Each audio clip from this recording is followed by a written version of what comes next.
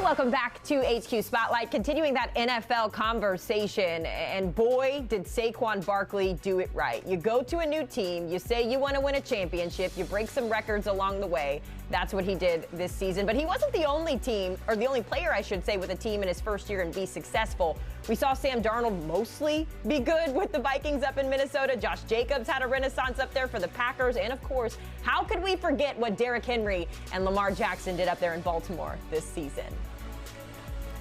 Tyler Sullivan back with us here on HQ Spotlight. Now, Tyler, we just talked about some of these guys who had a great first year, but then there were some other guys who maybe had those same expectations and didn't quite pan out. So maybe we're looking for a refresh, a fresh start for some of these guys. Naturally, we got to start with Cooper Kupp because we just got the Matt Stafford news that he's sticking around L.A.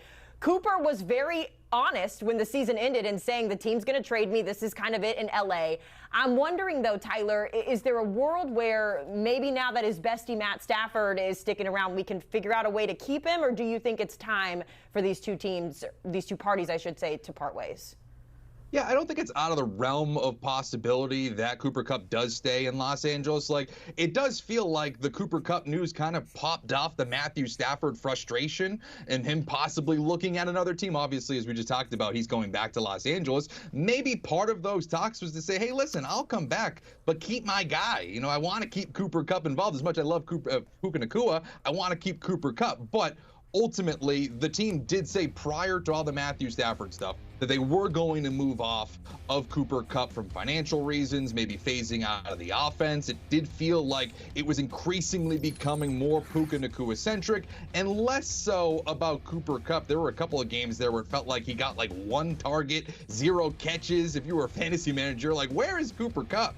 But ultimately, I do think that if they are going to move off of him, he will have a lot of success and a lot of suitors across the NFL. I think that, you know, the New England Patriots are a team. I'm up here around Boston. That's a team that's certainly been on the radar for Cooper Kupp to pair with Drake May as he develops into year 2. I think that would give him an opportunity to get the lion's share of targets. It would help a young team that is starved for wide receiver help to bolster that room. I think the Washington Commanders are a team that needs another wide receiver opposite of Terry McLaurin. The other one that I've been pointing to is the Cincinnati Bengals. They're a team that knows Cooper Kupp quite well. He won a Super Bowl MVP against them a few years ago. If they ultimately do decide to move off of T. Higgins, and right now it's looking increasingly unlikely that they're going to move off of him, but let's say that they do let him enter free agency, they're going to need another wide receiver, and I think Cooper Kupp would be a fascinating addition to pair with Jamar Chase and put alongside Joe Burrow.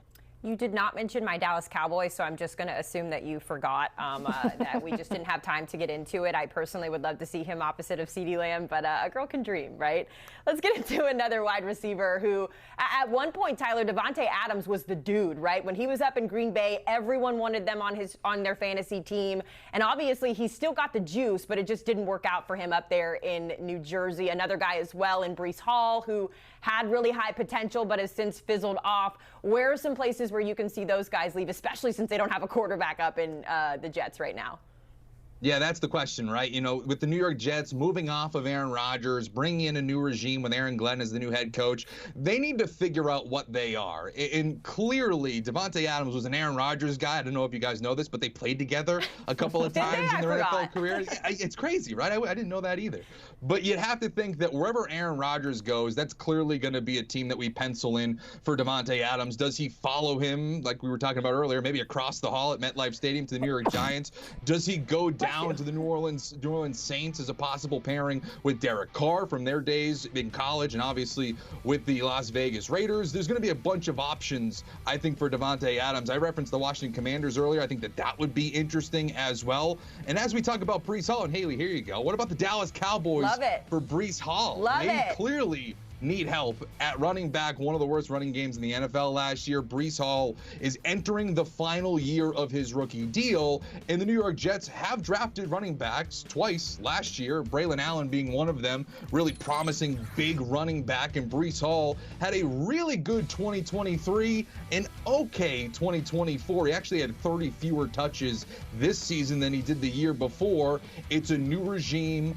did not draft him. Now we're talking about possibly extending him as he goes into a lame duck season. That feels ripe to me for a trade. And if you're the Dallas Cowboys, I know we talk about Ashton Genty at the NFL draft, but we were talking about it a couple of days ago. Maybe you go offensive line there with Martin now retiring, and you trade for a running back, a young running back like Breece Hall.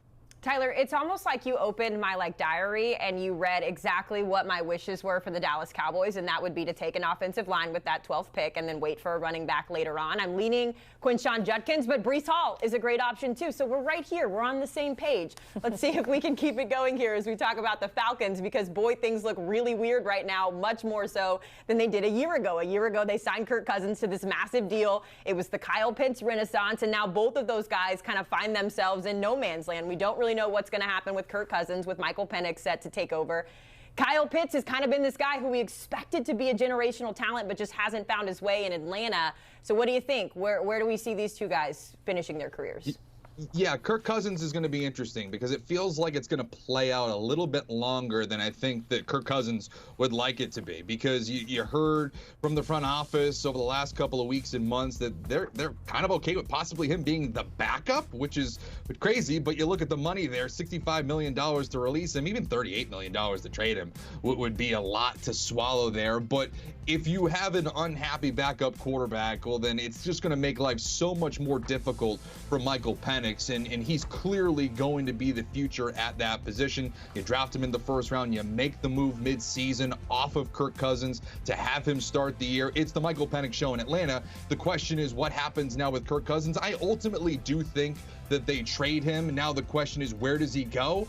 It's kind of a mystery, because I feel like we're going to get to this game of musical chairs of Matt Stafford going back to Los Angeles. Aaron Rodgers, where does he go? Does he go to the New York Giants? Is that opening now for the New York Jets to possibly go get Kirk Cousins? What about the Las Vegas Raiders? They need a quarterback. Do they go down the Kirk Cousins route if they can't get a quarterback either via free agency or via trade? So to me, it's kind of up in the air right now as to where he's going to go, but certainly it's going to result in not being in Atlanta. And then lastly, with Kyle Pitts, it just feels like, and you referenced this, just a waste of an opportunity for what we felt like was going to be the next Travis Kelce, George Kittle, upper echelon tight end.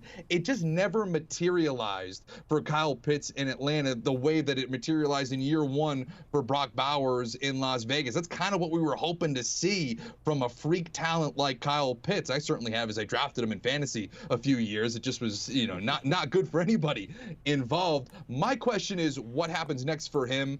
The one team that I thought was going to be really interesting was if Travis Kelce retired, the Kansas City Chiefs would be a team that I thought would really make a lot of sense. But again, I don't know if the Falcons are going to double down with that decision, with him going into his fifth-year option, signing him to an extension. That feels like more of a trade than anything else. Jacqueline was to my left, a fellow Florida grad, and as you were talking about Kyle Pitts, she's shaking her head. I have also drafted him many a times, Tyler, just, because I'm obviously a Florida Gator apologist, so I'm like, it's coming, and it hasn't. And I'm right there with you, my friend, in terms of fantasy. We are still waiting. All right, so let's move on from Kyle Pitts and talk about Mark Andrews, a guy who has been so reliable up in Baltimore. I went back, Tyler, just to watch the game where he had the big drop, just to sort of take me back to that moment. And I can imagine he's done that several times too. When you think about just what his career has been up in Baltimore and thinking about a potential split there, is there a world where we could see Mark Andrews not repping the Ravens?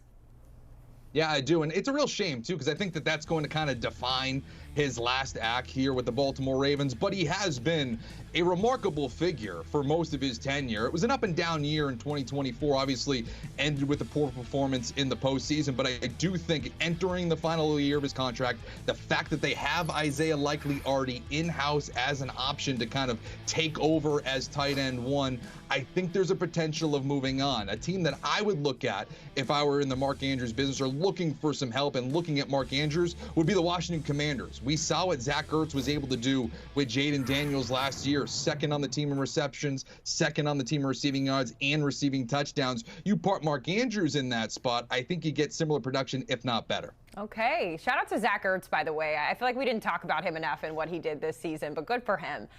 Let's wrap up this conversation, Tyler. And this one kind of it was interesting to me. Zach Charbonnet out in Seattle, a guy who's still a younger guy, but unfortunately he's tied to that RB2 spot behind Ken Walker out there. I know Kenneth Walker has dealt with some injuries over time, but I guess this kind of feels like a situation where Zach could go and be a number one somewhere else.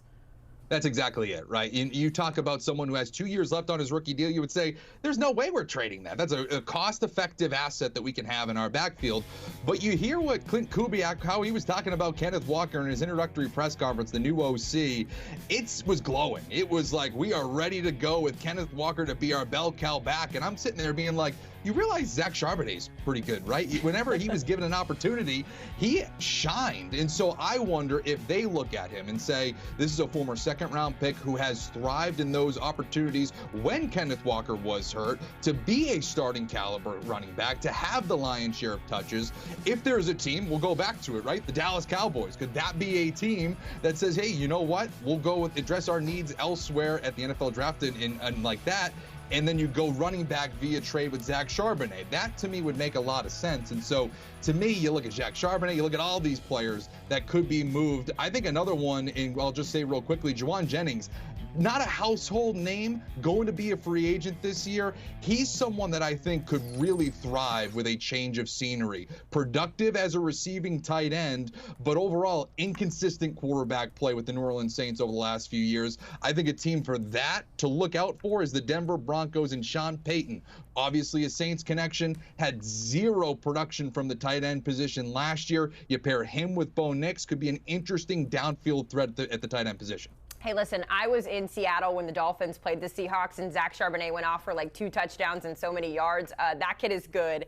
Get him in Dallas. That's all I say. Get all of these guys out in Dallas so we can get back to the Super Bowl. Tyler Sullivan joining us here to talk about the NFL and some new faces and maybe some new places. After the break, we're going back to Indianapolis. The Combine is wrapping up, but boy, the conversations continue. We'll hear from the quarterbacks after this.